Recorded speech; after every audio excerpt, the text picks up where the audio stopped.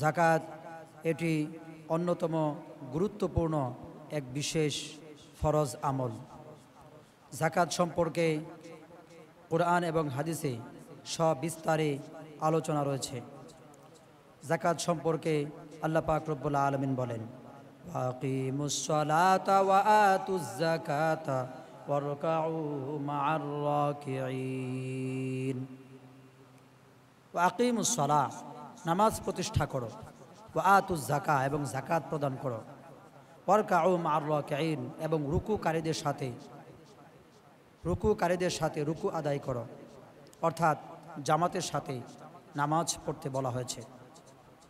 অত্র আয়াতের ভিতরে আল্লাহ তাআলা যাকাত প্রদান করতে বলেছেন। এই ধরনের আরও বহুত আয়াত কুরআনুল কারিমে আল্লাহ পাক রব্বুল আলামিন যাকাত সম্পর্কে ইরশাদ করেছেন। হাদিসের ভিতরে যাকাত সম্পর্কে এসেছে, বুনিয়াল ইসলামু আলা খামসিন শাহাদাতি আল্লা ইলাহা ইল্লাল্লাহ ওয়া আন্না মুহাম্মাদার রাসূলুল্লাহ ওয়া ইকামিস সালাহ ওয়া ইতাইজ যাকাত ওয়াল হজ্জি ওয়া সাওমি রমাদান। বিশ্বনবী হাদিসের মধ্যে ইরশাদ করেন, ইসলামের ভিত্তি 5টি জিনিসের উপরে নির্মিত রয়েছে। এর মধ্যে 1 নম্বর হলো কালিমা শাহাদাত, আশহাদু আল্লা ইলাহা ইল্লাল্লাহ ওয়া আন্না মুহাম্মাদার রাসূলুল্লাহ। দ্বিতীয়টি হলো ইকামিস সালাহ, নামাজ প্রতিষ্ঠা করা। তৃতীয়টি হলো যাকাত প্রদান করা। চতুর্থটি হলো হজ ফরজ হলে তা পালন করা, আদায় করা। পঞ্চম হলো রমজান মাসের রোজা রাখা। অত্র হাদিসে যাকাত ইসলামের 5টি ভিত্তির একটি ভিত্তি হিসাবে ঘোষণা করা হয়েছে। সুতরাং যাকাত এটি গুরুত্বপূর্ণ এক ফরজ আমল, যে সম্পর্কে কুরআনুল কারিমে ইরশাদ হয়েছে বহুত আয়াতে, এবং বহুত হাদিসের ভিতরে যাকাত সম্পর্কে রাসূল করিম সাল্লাল্লাহু আলাইহি সাল্লাম সবিস্তারিতভাবে বর্ণনা করেছেন। তো আমরা পেয়ে গেলাম যাকাত সম্পর্কে আয়াত এবং হাদিস। অত্র আয়াত এবং অত্র হাদিসের মাধ্যমে যাকাত সম্পর্কে যে শরীয়তের ভিতরে আলোচনা রয়েছে এবং তা গুরুত্বপূর্ণ ফরজ বিধান, তা আমরা সকলেই বুঝতে পেরেছি। যাকাতের ফজিলত সম্পর্কে কুরআনুল কারিমে আল্লাহ পাক রব্বুল আলামিন ইরশাদ করেন, ইন্নাল্লাযীনা আমানু ওয়া আমিলুস সালিহাত ওয়া আকামাস সালাতা ওয়া আতাউজ যাকাত লাহুম আজরুহুম ইনদা রাব্বিহিম ওয়া লা খাউফুন আলাইহিম ওয়া লা হুম ইয়াহজানুন। নিশ্চয় যারা ঈমান এনেছে এবং ভালো আমল করেছে, নিশ্চয় যারা ঈমান এনেছে এবং ভালো আমল করেছে এবং নামাজ প্রতিষ্ঠা করে এবং যাকাত প্রদান করে, তাদের জন্য তাদের প্রভুর পক্ষ থেকে রয়েছে আজরে আজিম, মহাপুরস্কার। লাহুম আজরুহুম ইনদা রাব্বিহিম, তাদের প্রভুর পক্ষ থেকে রয়েছে মহাপুরস্কার। ওয়ালা খাউফুন আলাইহিম ওয়ালা হুম ইয়াহজানুন, পরকালে এদের কোনো ভয় নাই, চিন্তাও নাই। যারা নামাজ প্রতিষ্ঠা করবে এবং যাকাত প্রদান করবে, তাদের জন্য রয়েছে আল্লাহ পাক রব্বুল আলামিনের পক্ষ থেকে মহাপুরস্কার, এবং তাদের কোনো ভয়ও নাই, কোনো চিন্তাও নাই। নিশ্চিন্তভাবে পরকালে তারা থাকবে, তাদের কোনো ভয় এবং চিন্তা থাকবে না। যাকাত প্রদান করলে এই পরিমাণ লাভ, এই পরিমাণ ফজিলত যাকাতের মধ্যে রয়েছে। এবার আসুন আমরা দেখি যাকাত কোন ধরনের, যাকাত আদায় না করলে কোন ধরনের শাস্তির মুখোমুখি হতে হয়। আমরা জানি যাকাত সম্পর্কে আল্লাহ পাক রব্বুল আলামিন অসংখ্য আয়াত, হাদিসের মধ্যে অসংখ্য হাদিস এসেছে। কিন্তু যাকাত কোনো ব্যক্তি যদি আদায় না করে, যাকাত কোনো ব্যক্তি যদি প্রদান না করে, তাহলে সেই ব্যাপারে কুরআন এবং হাদিসে কি এসেছে? কোনো ব্যক্তি যদি যাকাত আদায় না করে, সেই ব্যাপারে আল্লাহ পাক রব্বুল আলামিন বলেছেন, ওয়াল্লাযীনা ইয়াকনিজুনা আয-যাহাবা ওয়াল ফিদ্দাতা ওয়া লা ইউনফিকুনাহা ফী সাবিলিল্লাহ ফাবাশশিরহুম বিআযাবিন আলীম ইয়াওমা ইউহমা আলাইহা ফি নারি জাহান্নামা ফাতুকওয়া বিহা জিবাহুহুম ওয়া জুনুবুহুম ওয়া যুহুরুহুম হাযা মা কানাসতুম লিআনফুসিকুম ফাযুকু মা কুনতুম তাকনিজুন। যারা স্বর্ণ এবং রূপাকে গচ্ছিত করে, পুঞ্জীভূত করে, জমা করে রাখে এবং তারা স্বর্ণ এবং রূপার থেকে আল্লাহ তাআলার রাস্তায় খরচ করে না। রাসূলকে আল্লাহ তাআলা বলতেছেন, আপনি তাদেরকে যন্ত্রণাদায়ক শাস্তির সুসংবাদ দিয়ে দিন। শাস্তি, এটি আবার সুসংবাদ হয় কেমনি? তাও আবার যন্ত্রণাদায়ক শাস্তি। যন্ত্রণাদায়ক শাস্তি আবার সুসংবাদ হয় কিভাবে? যে অনেক সময় দেখা যায় অনেক বাচ্চারা দুষ্টামি করলে মা বলে সন্তানকে বলে, তোমার বাবা আজকে বিকালে এসে মজার পিটনা দেবে, পিট্টি দেবে, শাস্তি দেবে, তখন খুব মজা লাগবে। অথবা পুরনো দিনের শাস্তির কথা মনে করায়া সন্তানকে তার মা বলে, গতকালকে যে তোমার বাবা শাস্তি দিল, কেমন মজা লেগেছিল। তো শাস্তি কখনো মজা লাগার জিনিস না, কিন্তু শাস্তি যে পেতে হয় এটা মজার সাথে বলার কারণ হলো যে এটা এক ধরনের তিরস্কার, অর্থাৎ যন্ত্রণাদায়ক শাস্তির সুসংবাদ দিয়ে দিন, তার মানে অবশ্যই শাস্তি পেতে হবে এবং তা হবে যন্ত্রণাদায়ক। এই জন্য যারা স্বর্ণ এবং রূপাকে গচ্ছিত করে রাখে এবং সেখান থেকে আল্লাহ তাআলার রাস্তায় খরচ করে না, ওদের জন্য রয়েছে যন্ত্রণাদায়ক শাস্তির সুসংবাদ আল্লাহ পাক রব্বুল আলামিনের পক্ষ থেকে।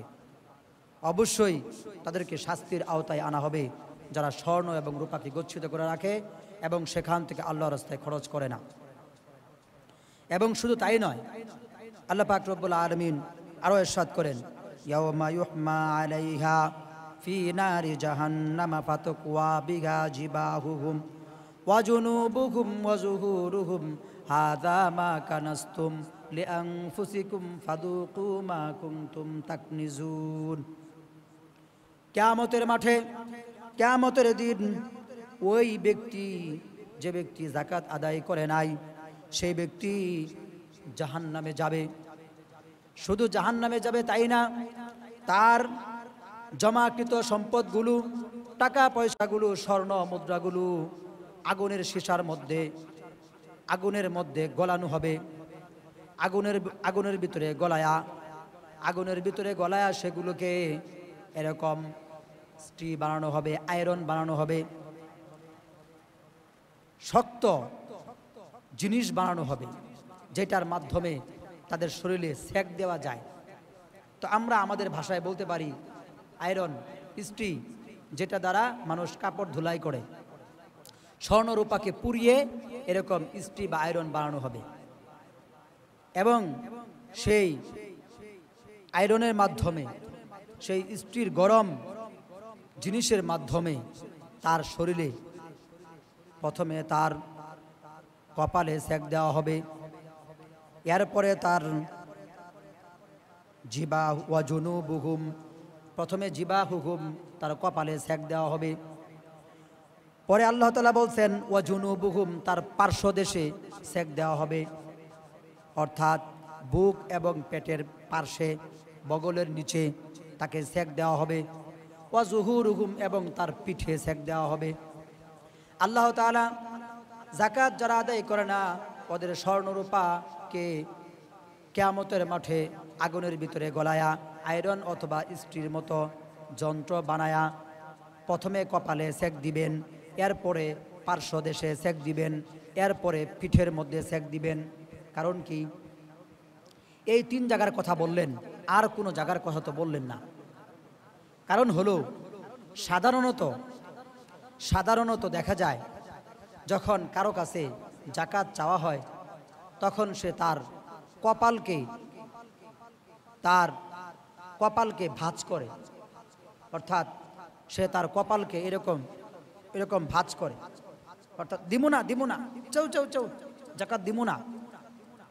সে প্রথমে কপালকে ভাঁজ করে, কপাল কুঞ্চিত করে, সংকীর্ণ করে, যাকাত দিবে না এটা সে কপালের মাধ্যমে, নিজের ভাষার মাধ্যমে বুঝায়। এই জন্য প্রথমে আল্লাহ তাআলা কপালে সেক দিবেন। এরপরে বলা হয়েছে পার্শ্বদেশ, বগলের নিচের অংশ, এখানে সেক দেওয়া হবে।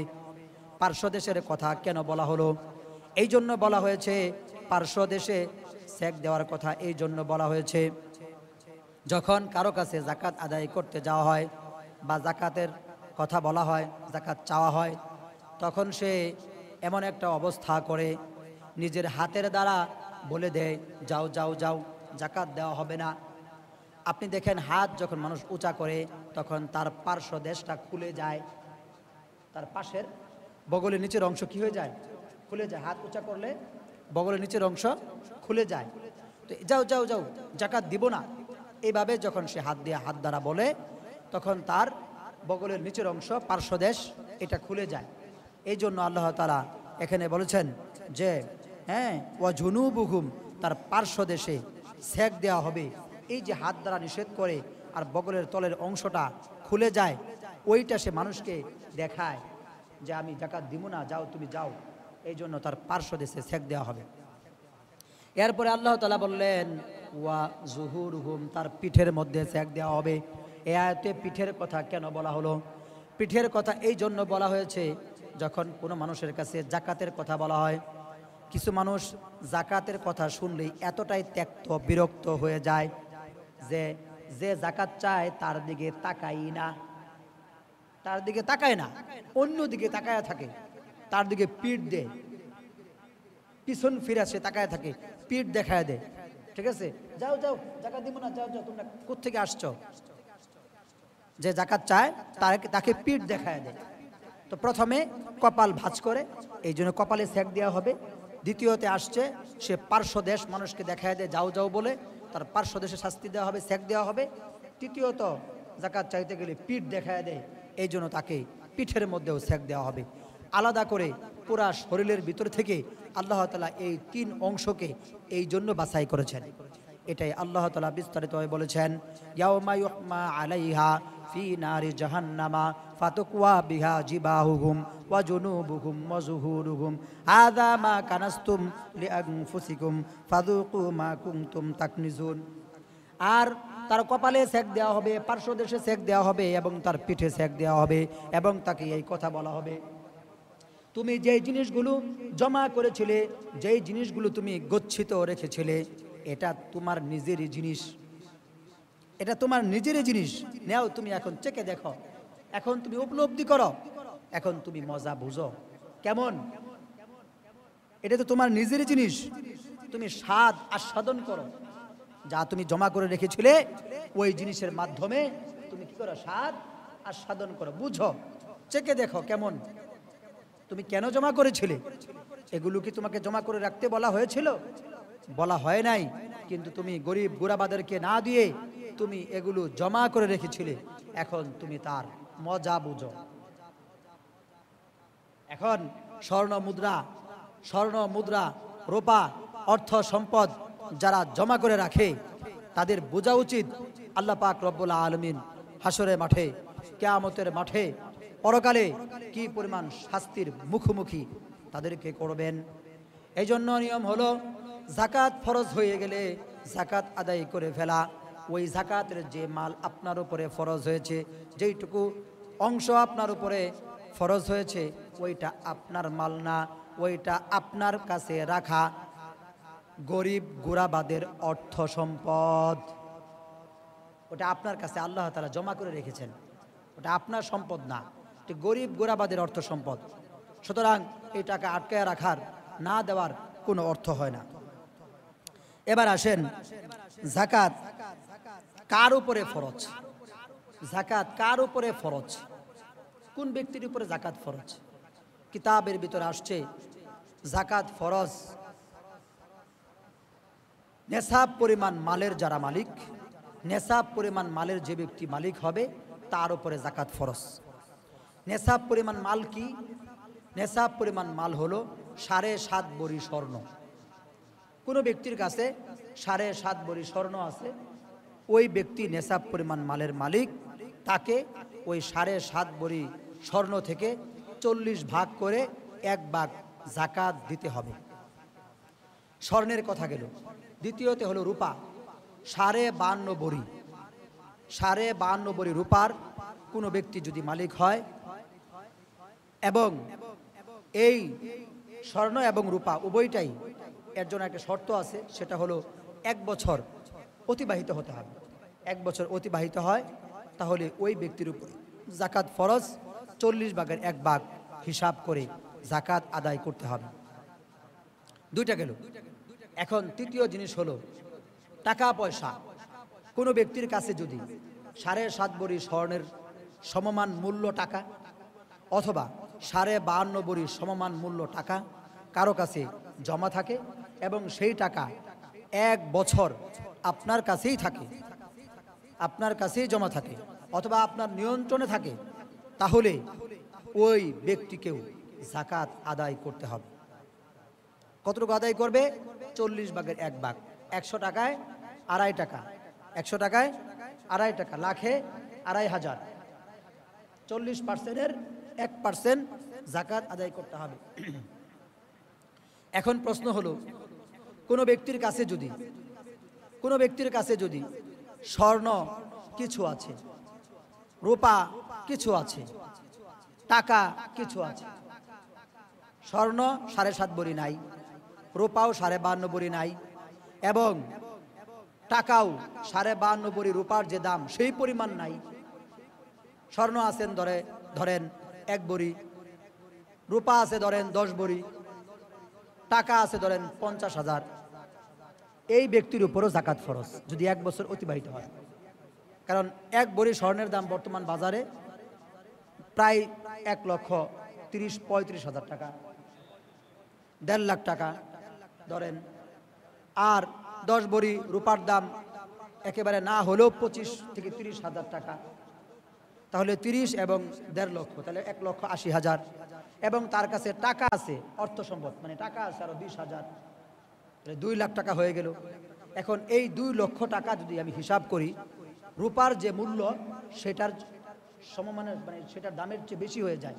কারণ 52.5 ভরি রূপার দাম সর্বোচ্চ 1,05,000 টাকা বা 10,000 টাকা। তাহলে রূপার সমমান মূল্য 1,10,000 টাকা।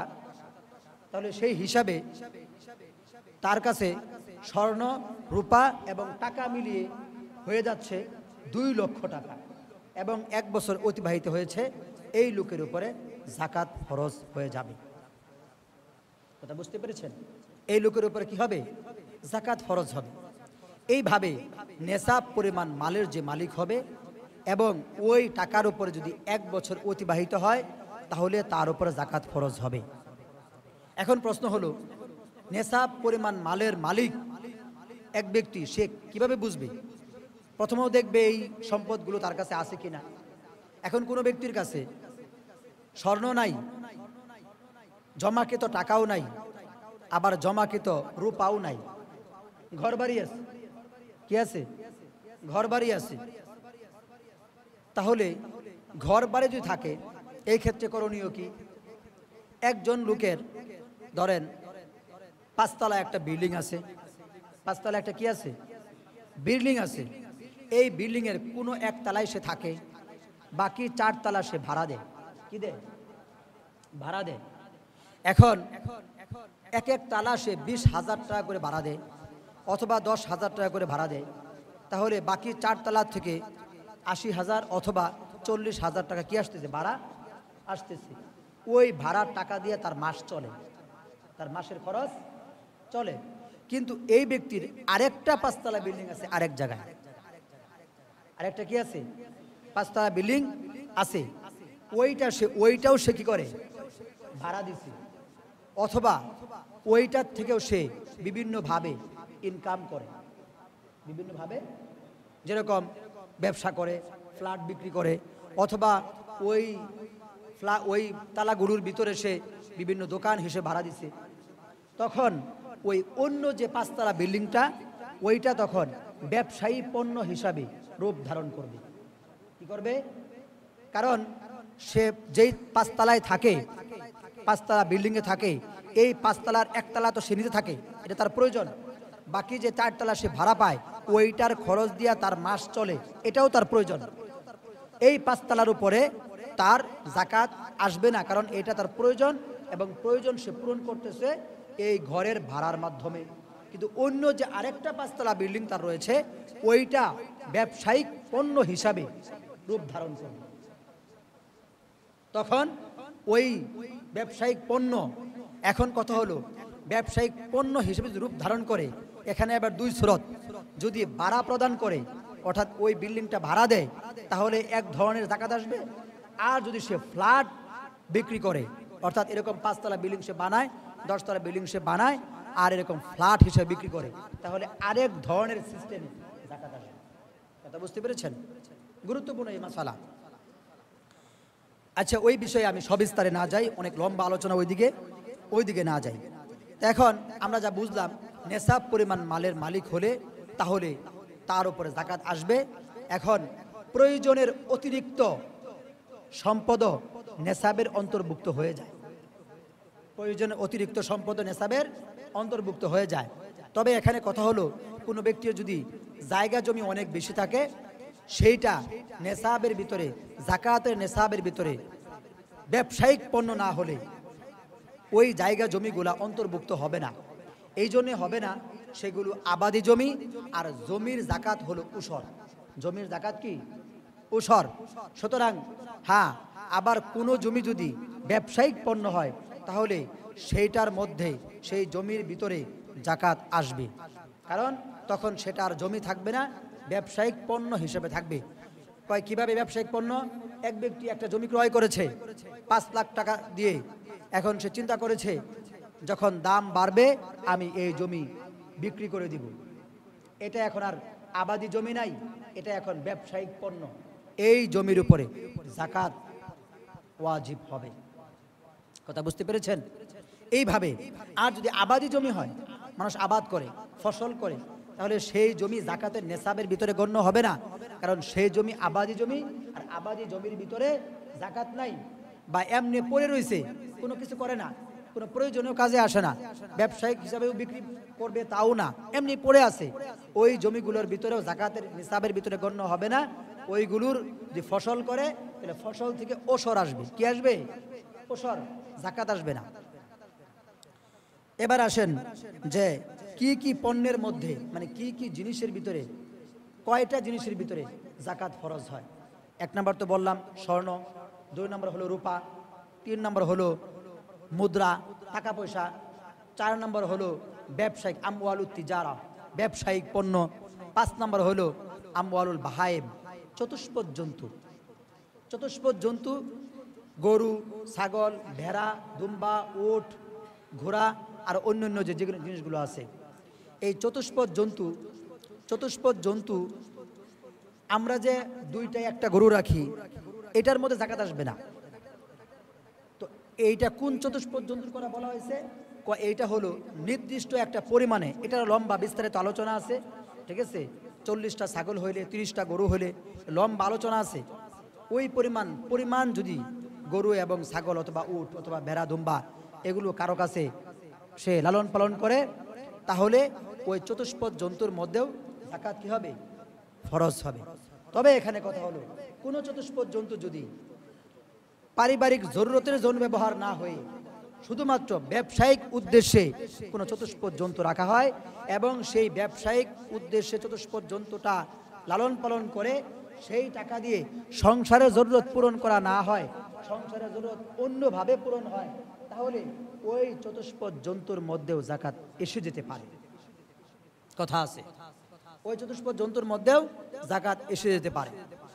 এক ব্যক্তি ধরেন চাকরি করে, তার প্রতি মাসে বেতন 40,000 টাকা, এই চাকরির টাকা দিয়ে তার সংসার চলে, কিন্তু সে আরো 2টা ষাঁড় গরু রাখছে, লালন পালন করতেছে এই উদ্দেশ্যে যে সামনে কুরবানি দেশে বিক্রি করে দিবে, বা সামনে একটা ভালো সময় পাইলে সে বিক্রি করে দিবে, এই টাকা দিয়ে সে একটা মানে লাভ খুঁজতেছে।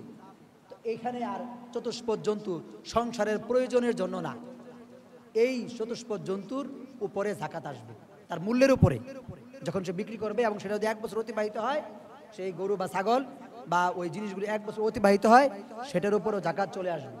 হ্যাঁ, আবার যদি এরকম হয় যে এক ব্যক্তি গরু লালন পালন করে, ওই গরু দিয়ে সে হাল চাষ করে, ওই গরু দিয়ে সে দুধ দহন করে দুধ খায়, বা দুধ বিক্রি করে, ওই বিক্রির টাকা দিয়ে সংসার চলে, এবং অথবা সারগুলো লালন পালন করে, কিন্তু বছর শেষে বিক্রি করে ওই টাকা দিয়ে আবার রেনা দেনা আদায় করে, নিজের সংসারে জরুরত পূরণ করে, তাহলে কিন্তু এইটা প্রয়োজনের চতুষ্পদ জন্তু, এই চতুষ্পদ জন্তুর উপরে যাকাত আসবে না।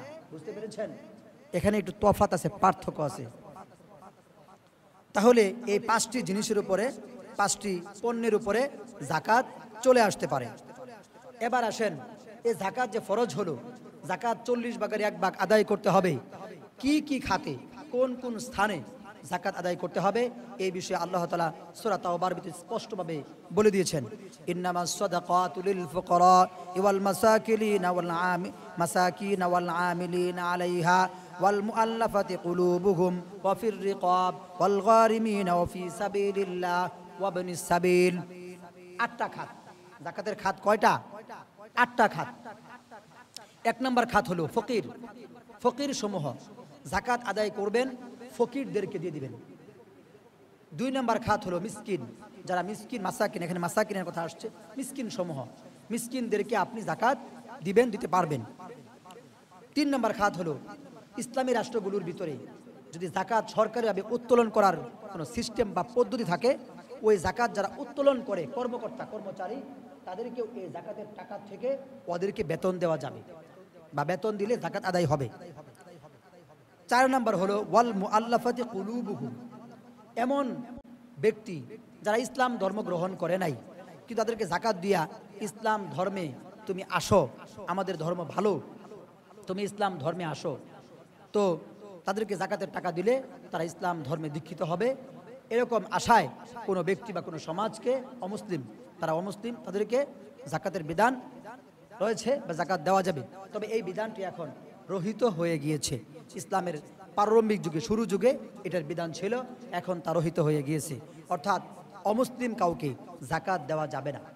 তবে এখানে উলামা একরাম বলেন, মুসলিমকে যদি সে গরিব হয় তখন তাকে যাকাত দেওয়া যাবে, তখন সেটা তো ফকিরদের মধ্যে অন্তর্ভুক্ত হয়ে যাবে। 4 নম্বর। 5 নম্বর খাত হলো ওয়াফির রিকাব। ওই সমস্ত গোলাম যারা গোলাম হয়ে গেছে, এখন নিজে নিজেকে আজাদ করতে পারতেছে না, নিজে নিজেকে মালিকের হাত থেকে ছুটতে পারতেছে না, তার ওই পরিমাণ কামাই নাই, তো কোনো গোলাম যদি আজাদ আপনি করতে চান, যাকাতের টাকা দিয়ে কোনো গোলামকে আপনি আজাদ করতে পারবেন। যাকাতের টাকা কোনো গোলামকে আপনি দিয়ে দিলেন, সে তার মালিককে ওই পরিমাণ টাকা দিয়া সে নিজে আজাদ হয়ে গেল। 6 নম্বর ওয়াল গারিমিন। দেনাদার ব্যক্তি, এক ব্যক্তি অনেক ঋণ হয়ে গেছে, এখন এই ঋণ কোনোভাবে সে শোধ করতে পারতেছে না, আপনি তাকে যাকাতের টাকা দিতে পারবেন, আপনাকে যাকাতের টাকা নিয়ে সে ঋণ শোধ করতে পারবে। তবে এখানে কথা হলো, সুদী ঋণ যারা করেছে, সুদী ঋণ, এখানে আপনার কাছ থেকে যাকাতের টাকা নিয়ে সে সুদের ঋণ আদায় করবে, এটা আপনি যদি বুঝতে পারেন, এই ব্যক্তিকে ঋণ আদায় করার দরকার নাই। কারণ আপনি যতই তাকে ঋণ আদায় করেন না কেন, সে আবার সুদের ঋণ উত্তোলন করবে। যাকাতের টাকা দিয়ে যদি আপনি তাকে সুদের দিকে ফেলে দেন, এটা হবে না, এটা করা যাবে না। 6 নম্বর গেল। 7 নম্বর হলো অবনি সাবিল। যারা আল্লাহ রাস্তায় মুজাহিদ, যুদ্ধ করছে, কিন্তু তার কাছে অর্থ সম্পদ নাই, যুদ্ধ করার জন্য সে বাড়ি থেকে রওনা দিছে এবং সে যুদ্ধ করছে, তার কাছে অর্থ সম্পদ নাই, তাকে আপনি যাকাতের টাকা দিতে পারবেন। 8 নম্বর খাত হলো অবনি সাবিল, মুসাফির। বাড়িতে তার অনেক টাকা, কিন্তু সে এমন জায়গায় গিয়েছে সেখানে তার কাছে টাকা পয়সা নাই, সে এখন বাড়িতে যেতে পারতেছে না, নিঃস্ব হয়ে গেছে, অথবা তার কাছে টাকা ছিল, টাকা সব মেরে দিচ্ছে, মানুষ ছিনতাই করে নিয়ে গেছে, এখন সে রাস্তার মুসাফির, পথিক, তার কাছে কোনো সম্পদ টম্পদ নাই, টাকা পয়সা নাই, আপনি তাকে যাকাতের টাকা দিতে পারবেন। এই 8টি খাতের মধ্যে 7টি খাতে, 1টি খাত ছাড়া আর বাকি 7টি খাতে আপনি যাকাত আদায় করতে পারবেন। 7টি খাত। 1 নম্বর হলো ফকির সমূহ, মিসকিন সমূহ, এবং যারা কর্মচারী যাকাত উত্তোলন করে, এবং যারা অমুসলিম, মুসলিম ইসলাম ধর্মে দীক্ষিত হওয়ার জন্য এটি রহিত, এবং গোলাম আজাদ করার জন্য, এবং দেনাদার পাওনাদার ব্যক্তি যারা ঋণী তাদেরকে, এবং যারা আল্লাহর রাস্তায় যুদ্ধ করছে মুজাহিদ তাদেরকে, এবং যারা মুসাফির রয়েছে তাদেরকে।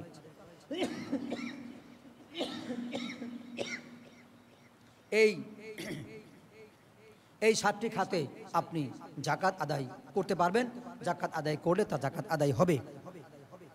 এখন প্রশ্ন হলো, যাকাত ভিত্তিক অর্থনীতি, এটি যদি কায়েম হয় তাহলে কি লাভ, কি ফায়দা, রাষ্ট্র এবং দেশের ভিতরে কি লাভ বা কি ফায়দা।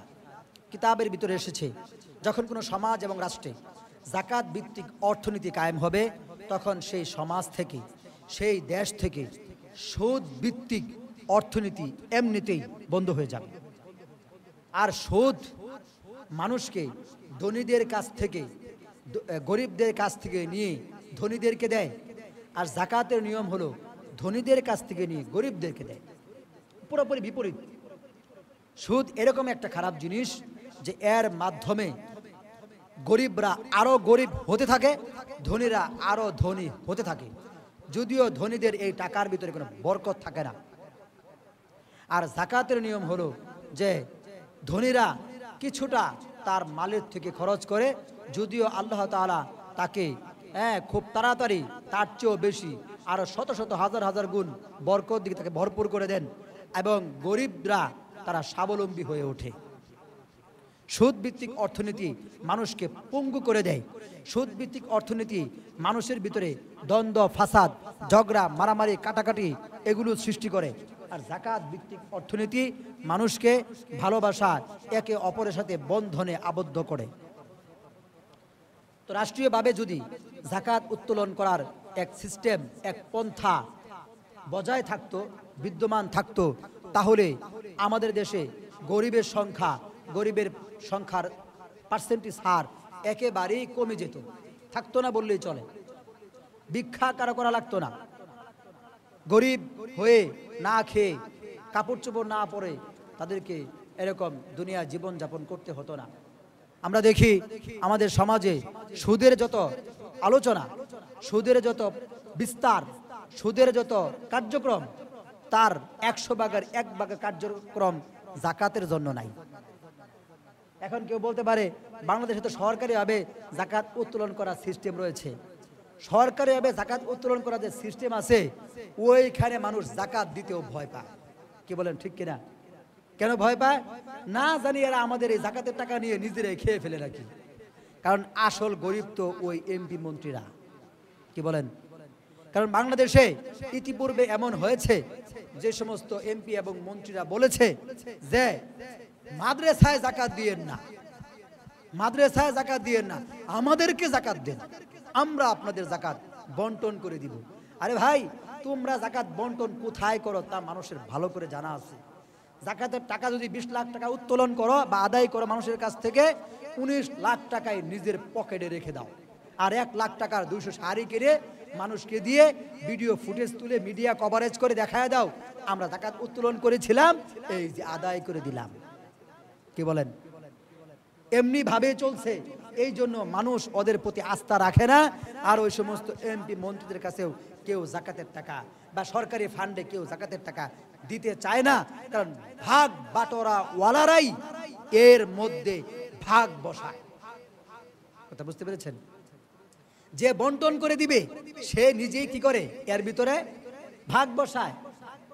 তাহলে তুমি বন্টনকারী হইয়া যদি বন্টনকৃত যাকাতের সম্পদের মধ্যে ভাগ বসাও, আর মানুষ যখন এটা দেখে এবং জানে, তখন তো মানুষ সরকারি তহবিলে যাকাতের অর্থ দিতে চায় না। এই জন্য বাংলাদেশে দেখা যায় সরকারিভাবে রমজানের সময় বা আর অন্যান্য সময় যাকাতের কথা অনেক আলোচনা হলেও সীমিত কিছু টাকা উঠে, তাও ওই টাকা কারা দেয়? ওই কিছু মানুষ দেয় বিভিন্ন পদের লোভে, এই লোভে সেই লোভে, আবার কেউ এমনিতেও দেয়। কিন্তু আমি দেখি যে বিভিন্নভাবে সরকারিভাবে যে যাকাত উত্তোলন করা হয়, সেখানে অনেক শিল্পপতি যাকাত দেয়। যে কি উদ্দেশ্যে দেয়?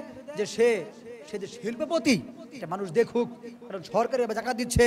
ঠিক আছে, অনেক এমপি মন্ত্রীরা এখানে আছে, মিডিয়া কভারেজ হচ্ছে, পত্রিকা তার নাম আসতেছে, অমুক ব্যক্তি সরকারি ফান্ডে 5 লক্ষ টাকা যাকাত দিয়েছেন। এই জন্য সরকারিভাবে যাকাত দেওয়ার জন্য ওই মিডিয়া কভারেজের জন্য, প্রশংসা কুড়ানোর জন্য, একটু পত্রিকায় পেপারে ছবি আসার জন্য সরকারিভাবে যাকাত দেওয়ার জন্য সে এখানে গিয়েছে। এমনটাও পাওয়া যায়। কেউ এমনিতেও দেয়, আমি এটা বলি না যে সবাই দিচ্ছে সরকারি যাকাত এই মিডিয়া কভারেজ বা সুনামের জন্য দিচ্ছে, সবাই বিষয়টা এরকম না, অনেকেই এমন কেউ করে। তাহলে উচিত কি? ইসলামী রাষ্ট্র কায়েম হয়ে গেলে এই জাকাত এমন ভাবে আদায় করা হতো, কোন ধনীর বাদ যেত না জাকাত না আদায় করে, সবার কাছ থেকে জাকাত আদায় করা হতো।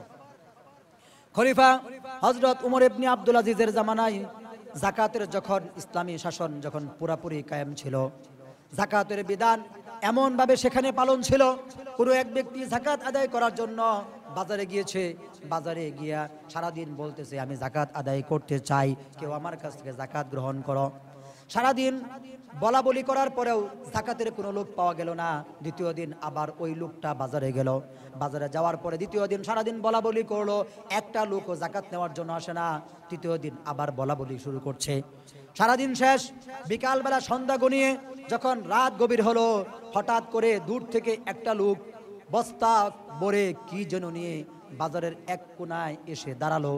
এবং পূর্বে যে 3 দিন ধরে দাঁড়িয়ে আছে, এই লোকটা মনে মনে ভাবলো আজকে বুঝি আমার ভাগ্য খুলে গিয়েছে, একজন জাকাত নেওয়ার মতো মুসাফির পেয়ে গিয়েছি, একে আমি জাকাত আদায় করে এর কাছে আমি জাকাত প্রদান করে আমি মুক্তি পেতে চাই, আমি আমার ফরজ বিধান আদায় করতে চাই।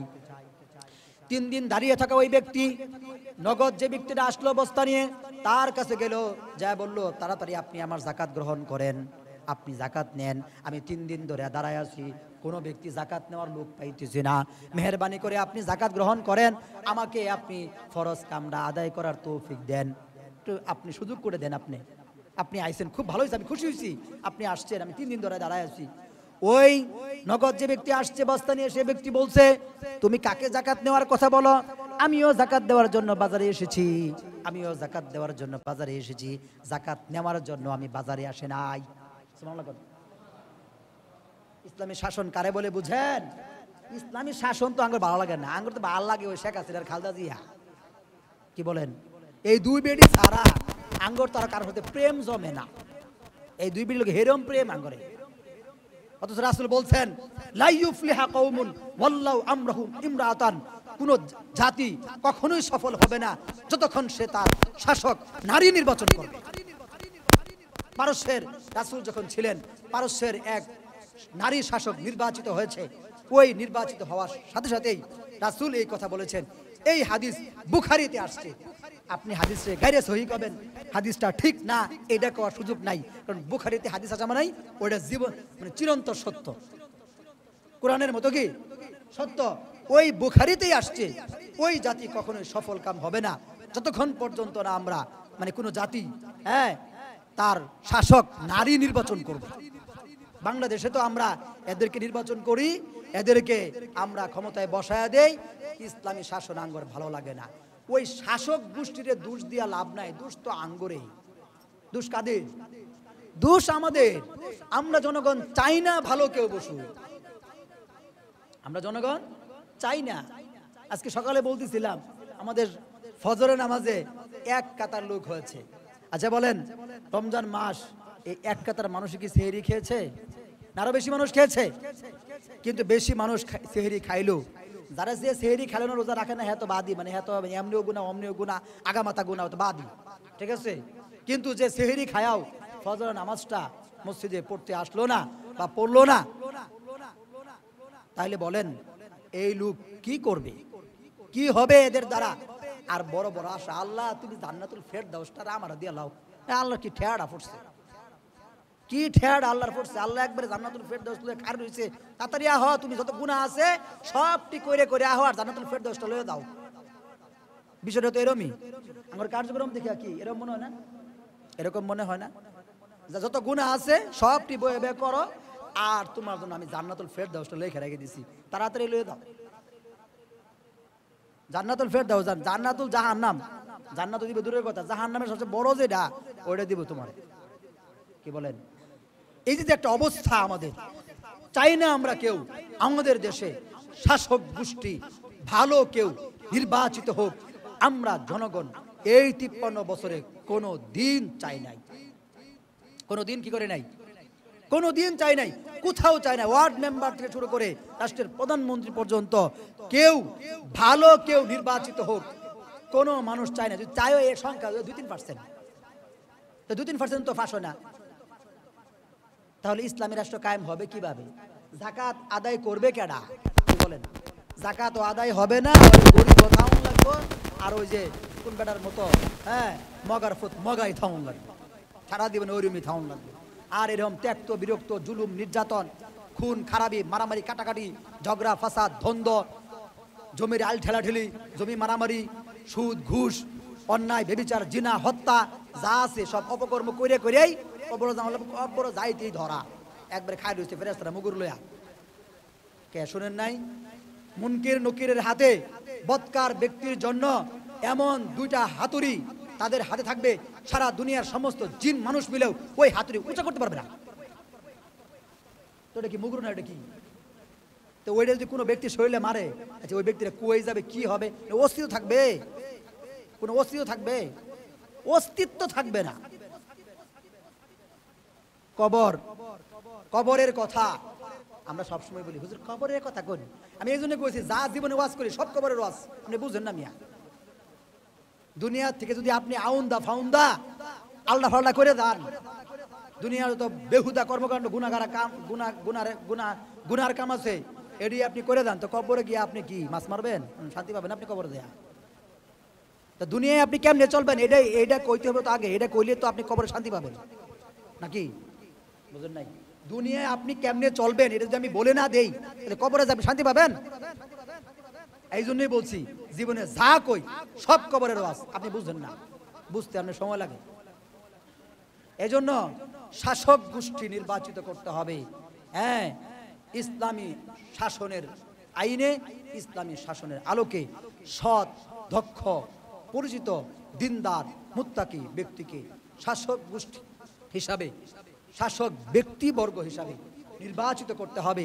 তাহলে সর্বপ্রথম যে ফায়দাটা হবে, আল্লাহ পাক রব্বুল আলামিন বলেছেন অবশ্যই ওই দেশের মানুষের রাষ্ট্রের দায়িত্ব আল্লাহ পাক রব্বুল আলামিন নিয়ে নেবেন।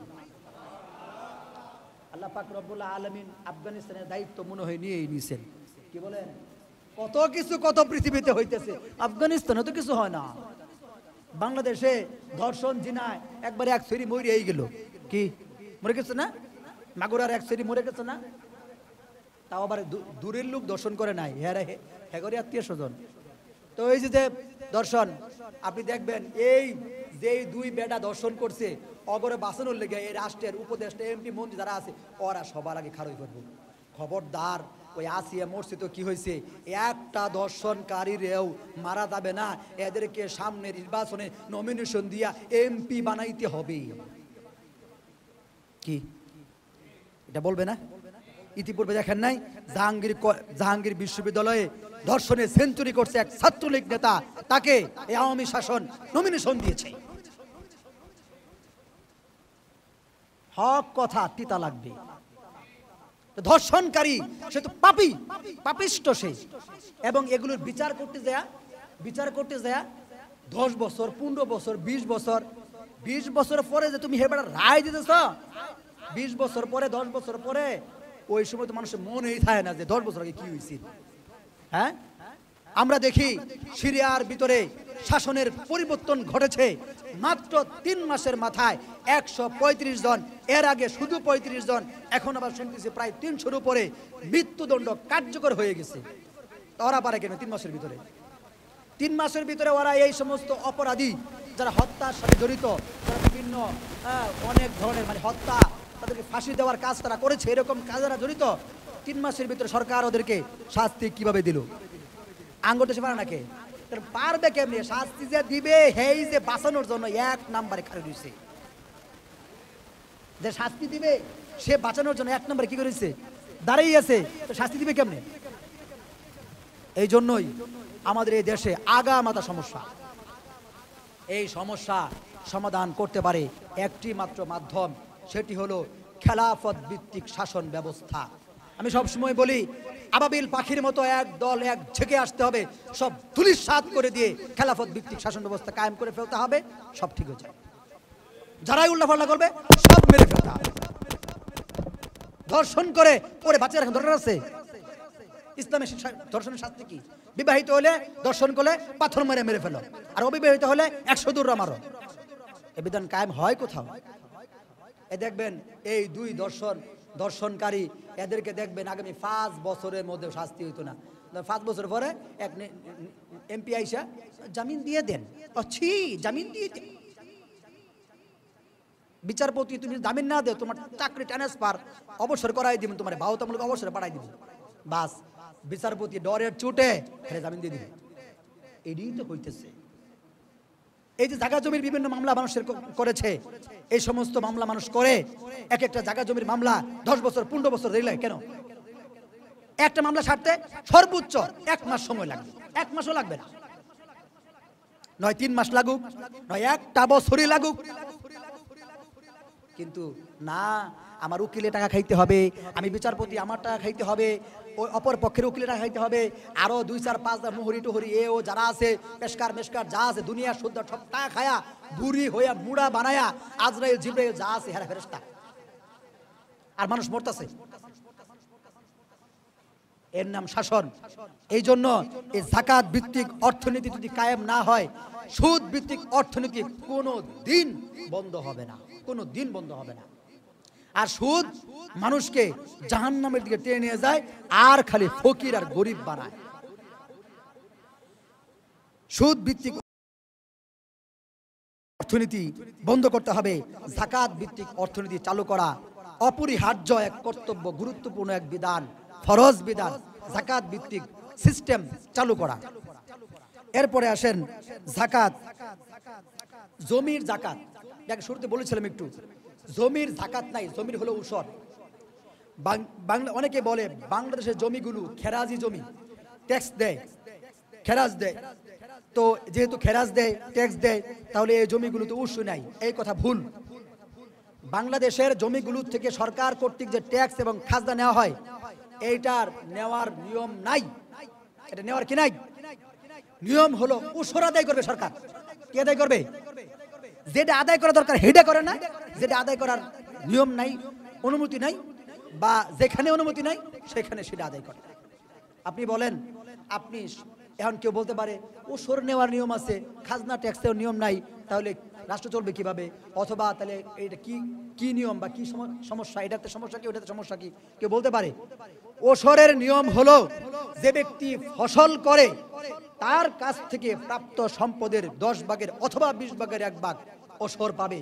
কিন্তু যে ব্যক্তি ফসল করে নাই, জমি সে ভাড়া থাকে, বাড়িতে থাকে, অথবা জমি বাড়ির সামনে এমনি পড়ে আছে, আপনার কিন্তু ওই জমিরও ট্যাক্স দেওয়া লাগে। কি দেওয়া লাগে না? ওই জমির ট্যাক্স দেওয়া লাগবে না, এটা ইসলামের বিধান। শুধুমাত্র ফসল তার প্রাপ্ত সম্পদ থেকে 10 ভাগের 1 ভাগ অথবা 20 ভাগের 1 ভাগ আপনি ওসর দিবেন। এতে করে রাষ্ট্রের ফায়দা বেশি, রাষ্ট্র বেশি সম্পদ ট্যাক্স খাজনার থেকেও মানুষের কাছ থেকে অর্জন করতে পারবে, এবং জনগণের ফায়দা। সেটা কি? সেটা হলো যে বাসাবাড়িতে থাকে, নিজের বাড়ি থাকে, ওই জায়গার ট্যাক্স দিয়ে লাগলো না, শুধুমাত্র ফসলেরই ট্যাক্স দিলে তার আদায় হয়ে গেল। সবার উপরে একই সিস্টেম চালু হলো না, যে ফসল করছে তার সে মানে তার ওসর আদায় করবে, যে করতে পারে না সে আদায় করবে না। কিন্তু এক বিধান চালু করে দিয়ে সবার কাছে সমান হারে টাকা নিয়ে বাস। এখন তো এরকম হয়েছে, আপনি আপনার বাড়িতে মোটর করবেন, তাও টাকা দিন লাগে কি? ঠিক না? কয়েকদিন পরে আপনি যে এই যে মুখ দিয়া মানে মোবাইলের কথা টেয়া লাগে, স্বাভাবিকভাবে মুখ দিয়ে কথা বলতেছেন, ওই এটাও টেয়া দিন লাগবে।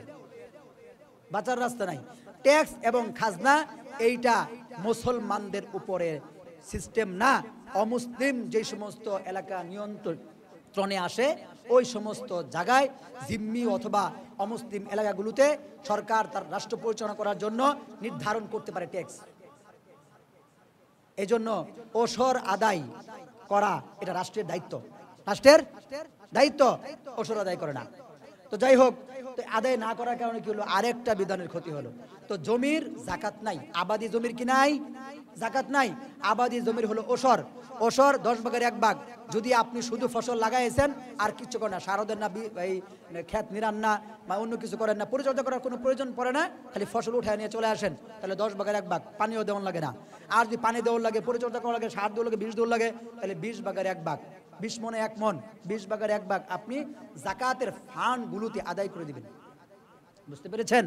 এখন কথা হলো, ইসলামী রাষ্ট্র কায়েম নেই, দেশে তো ইসলামী রাষ্ট্র নাই, তো এই জাকাত এবং এই ওসর আমি কোথায় আদায় করব? জাকাতের ফান্ড যে খাতগুলো ইতিপূর্বে বলেছি, ওই সমস্ত জায়গায় আপনি দিয়ে দিলেই আদায় হয়ে যাবে। তবে খাত নির্দিষ্ট করে দিতে হবে এবং যাকে দিবেন তাকে মালিক বানিয়ে দিতে হবে। যদি সরাসরি তাকে দিতে না পারেন, যার কাছে দিবেন তাকে মালিক বানিয়ে দিতে হবে। যেরকম মাদ্রাসার গুরাবা ফান্ড, সেই জায়গায় যদি আপনি যেহেতু আপনি সকল ছাত্রদেরকে পাবেন না, গরিব ছাত্রদেরকে একসাথে আপনি পাবেন না, তো গুরাবা ফান্ডের জন্য মাদ্রাসার অবশ্যই মুহতামিম, নায়েবে মুহতামিম অথবা অন্য কেউ কেরানি, একজন উকিল নির্ধারণ থাকে, তার কাছে হস্তান্তর করলে তারা সেই টাকা আদায় করে দিবে। সেই হিসাবে আপনি তাকে দিলে আপনার টাকা আদায় হয়ে যাবে। এই যাকাত ভিত্তিক অর্থনীতি আমাদের জন্য খুবই ভালো বয়ে নিয়ে আসতো যদি আমরা এই যাকাত ভিত্তিক অর্থনীতি আমাদের দেশে প্রতিষ্ঠা করতে পারতাম। যাকাতের মাধ্যমে মানুষের ফায়দা অনেক বেশি হয়। আপনি চিন্তা করেন, বাংলাদেশের ধনীর সংখ্যা, অনেকে মনে করে ধনীর সংখ্যা খুব কম, যেই কয়েকজন ধনী আছে ওইগুলোর যাকাত যদি সঠিকভাবে আদায় করতো তাহলেই তো যাকাত আর লাগে না, মানে আর গরিব থাকে না। কি বলেন? আপনি শোনেন নাই, একজন এমপির বাড়ি বিদেশে 620টা, পত্রিকা আসে নাই?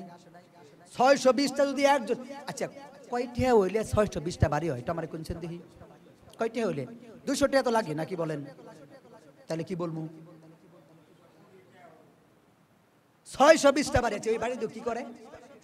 এই বাড়িটি কি করে? এডি আপনার মনে ওর আব্বা বলে কামাই করতে গেছে, হ্যাঁ? তাহলে এই কথা আমি মসজিদে কইতাম না, গিয়ে খেতে যায় কমু, হ্যাঁ? কই কমু? এটি মসজিদে কইতাম না, একবারা 620টা বাড়ি চুরি ঢাতি মানুষের টিয়া মাইরা দিয়ে হ্যাঁ বাড়ি করে লাইছে। এটি মসজিদে কইতাম না, কই খেতে যায় কমু, আসলে বই কমু আমি। এটা তো মসজিদেই কইতে হইব, আপনি জায়গা বুঝুন না, নাহলে আমার মুসল্লিরা কি করবো, এটা জানবো করতে। কি বলেন? এটা কি এই একজন এমপি খালি 620টা বাড়ি করছে, না এরকম এমপি আরো আছে দেশে? গত পরশু দিনে খবর দেখলাম, যে খবর পত্রিকায় আসছে যে একজন এমপি, নাম সবাই আপনারা চিনবেন, হে বেড়া তারে এই বিগত এই কয়েক বছরে সাংবাদিকরা, ভালো সুশীল সমাজ আরো যারা আছে সবাই সবচেয়ে তারে অনেস্ট, মানে সৎ লোক মনে করতো, সবচেয়ে সৎ ব্যক্তি উনি। এখন পরশু দিনের রিপোর্টে দেখি উনিও 25,000 কোটি টাকার মালিক। 25,000 কোটি টাকার কি? আচ্ছা কয়টা হলে 25,000 কোটি দেওয়া হয়? এটা একটু করাবেন আপনারা? এটি আমার মনে কোন মেশিন টেশিনে ধরতো না।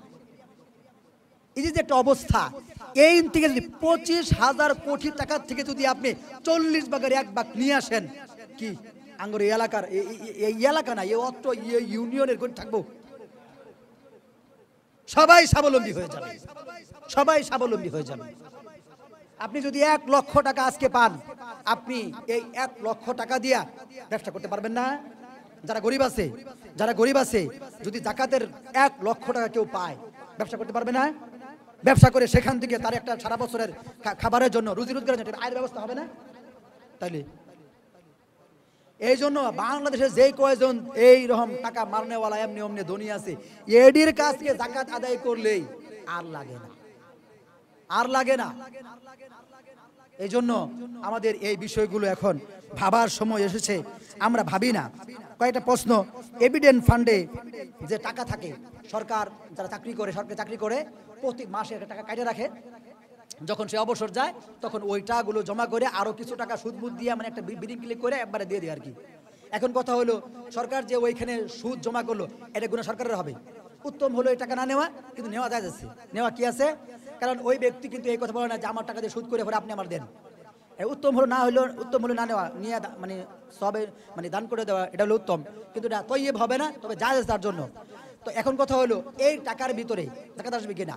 যে সরকারি যে টাকা জমা থাকে যতক্ষণ পর্যন্ত না আপনার হাতে পৌঁছাবে অতক্ষণ টাকা আসবে না, কারণ এটা আপনার নিয়ন্ত্রণে নাই, খালি জমা হইতেছে, এটা আপনার নিয়ন্ত্রণে নাই।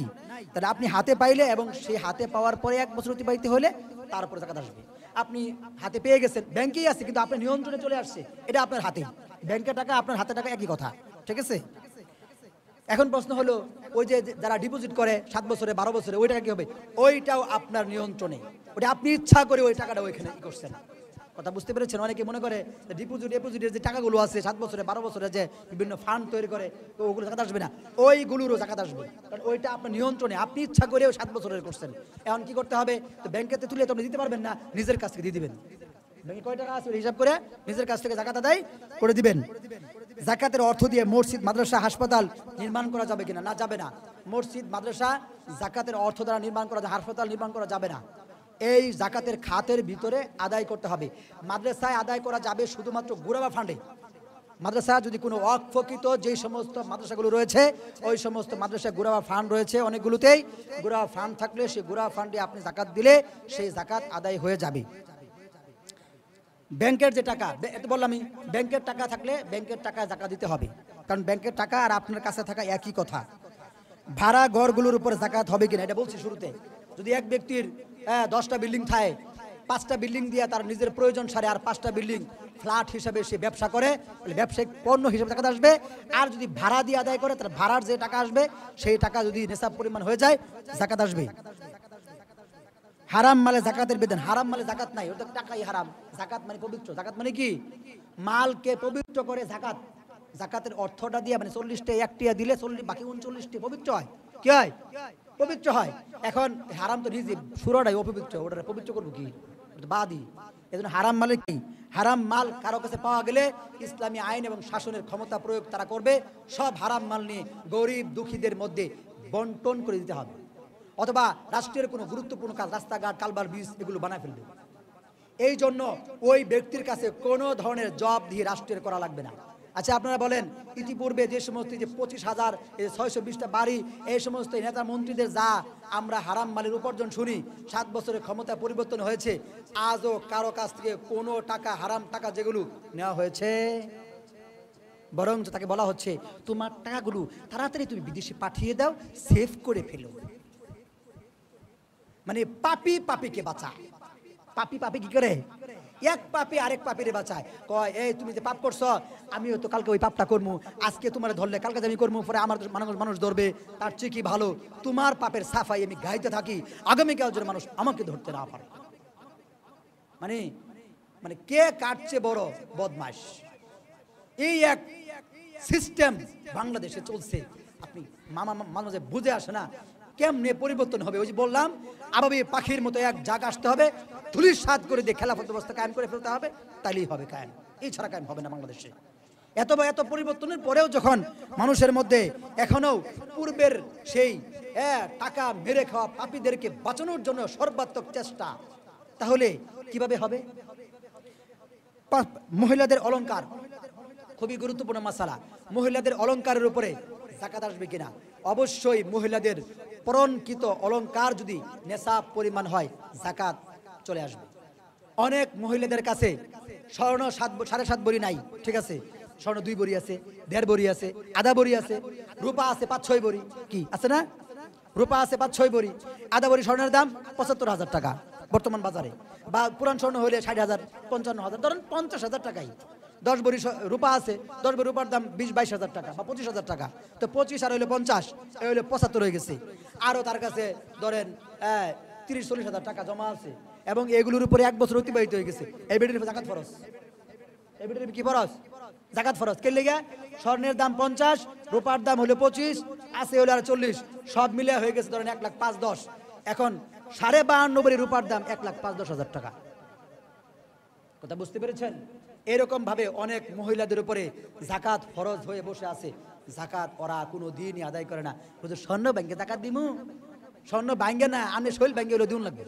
স্বর্ণ ব্যাংকে লেগে রয়েছে, স্বর্ণ ব্যাংকে আপনার কাছে টাকা থাকলে টাকা দিয়ে দিবেন, স্বর্ণ ভাঙতে খুশি করে আপনার। আপনি একজনকে ধার করে নিয়ে এই পুরা জিনিসের ভিতরে কত টাকা আসে আপনি সেই টাকা দিয়ে দেন, পরে তারা আদায় করে দিবেন, তাই তো হয়ে গেল। কোনো ব্যবস্থা না থাকলে ভাঙ্গে হলেও দেমন লাগবে, তাও জাকাত আদায় করতে হবে। নাইলে ওই যে শুরুতে বললাম, ইয়াউমা ইউহমা আলাইহা ফি নারি জাহান্নামা ফাতাকুয়া বিহা জিবাহুম ওয়া জুনুবুহুম, আল্লাহ তাআলা কপালে দাগ দিবেন, পার্শ্বদেশে দাগ দিবেন, পিঠে দাগ দিবেন, এই স্বর্ণ রূপার দ্বারা। শুরুতে যারা আসেন নাই, জাকাতের প্রথম বয়ান শুনতে পারেন নাই, আল্লাহ তাআলা আমাদেরকে বোঝার তৌফিক দান করুন। দ্বিতীয় কথা হলো, ইতিকাফ চলে আসছে, লম্বা সময় আলোচনা করার সুযোগ নাই। ইতিকাফে বসলে